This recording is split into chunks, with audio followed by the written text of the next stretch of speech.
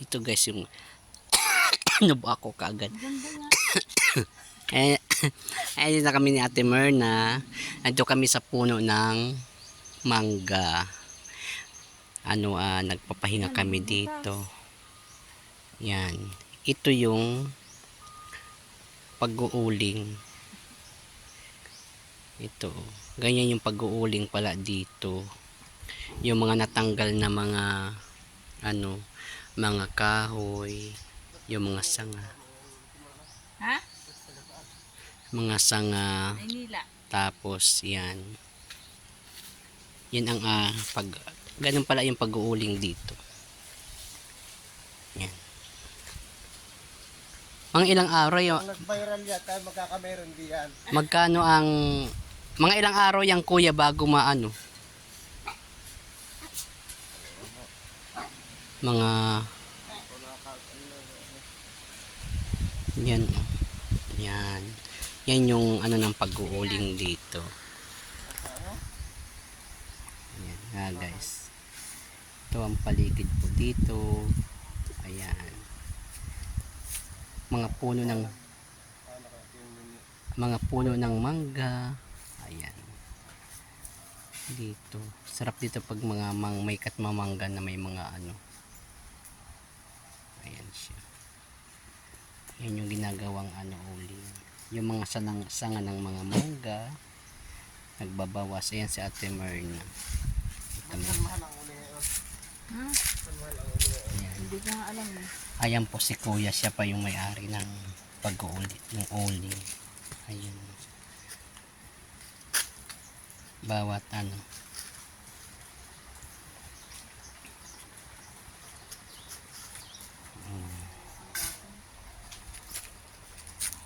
Tapos ayun yung habang sinag-aantay dito, ayun yung duyan. Yan, duyan. Tapos yung kalisa. Ayan, guys. Okay, Yung mga pinoproning. ano? Proning. Ito yung Nagbabawas ang sanga. nagbabawas ng sanga sa mangga. Oo. Tapos ginagawang uling para sayang rin naman, di ba? Pagkakakitaan din naman yun. Oo, panggatong. Ayan, maraming uling yan. May tao pa dyan pa? Wala. Ay, dahil. Diyan. Sige. Sa iyo, hindi. Oo, dyan sa gate. Daan kami sa Intulay. Ibig sabihin doon si kuya dumadaan sa tulay. Taga saan si kuya? Taga rito lang din. Doon ang bahay niya sa diadaan natin. Diadaanan. Doon sa PG Road. Galing sa luwa, sa labasan.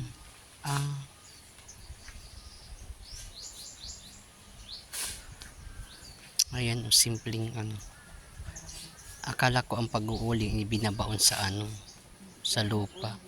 Yan ang pag-uuling. Yan po ang pag-uuling dito.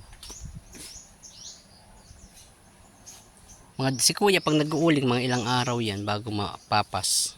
2 gabi lang yan Yan ganyan. Oo. 2 gabi. 2 gabi, 2 araw. Hama na. Ibig sabihin hindi yan pwede iwanan. Hindi rin, kaya lang madali lang. Binabantayan niya. Sa gabi dyan na rin. Mm-hmm.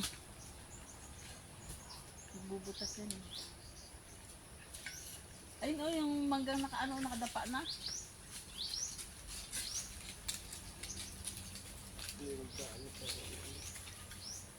Anong oras yan nasindihan, ate? Madaling araw ka nagsisindi Madaling araw. Mahirap din pala. Mahirap. Bukas hango na yan.